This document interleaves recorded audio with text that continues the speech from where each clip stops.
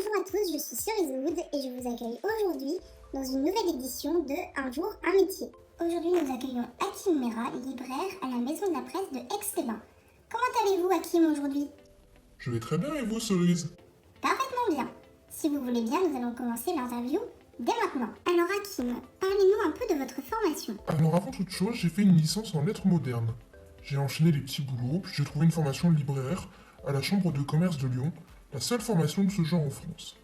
C'est une formation très pratico-pratique, et les intervenants sont des libraires pros, ce qui veut dire que les élèves sont amenés à aller en librairie. Je ne savais pas du tout que cela existait.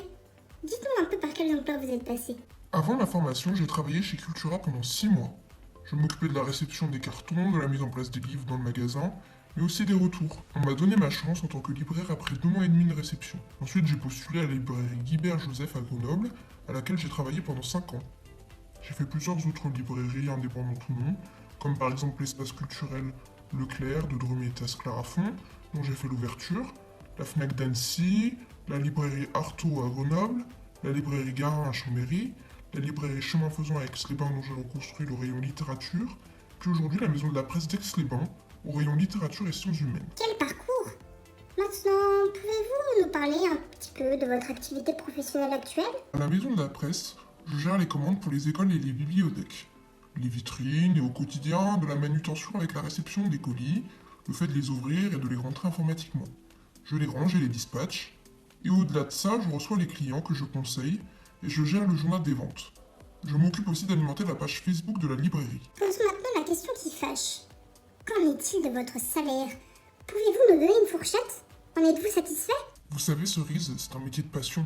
On ne gagne pas beaucoup d'argent, surtout au début, car on commence par le SMIC. Mais au fur et à mesure de l'expérience, on peut négocier notre salaire. Actuellement, je suis au-dessus du SMIC. Et j'en suis satisfait. Je suis bien contente pour vous.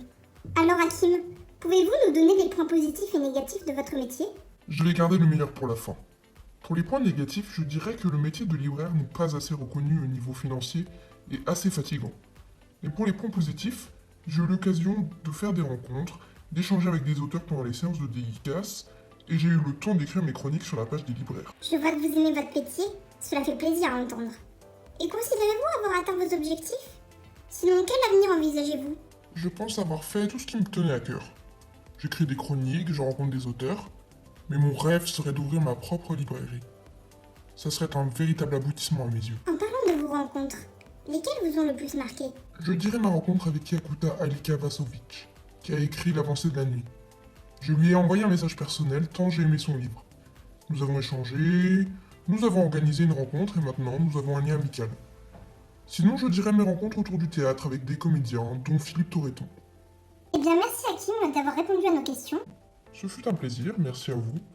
Vous pouvez retrouver notre émission sur internet, en rediffusion. Je vous dis à la semaine prochaine pour un nouveau numéro de Un jour un métier.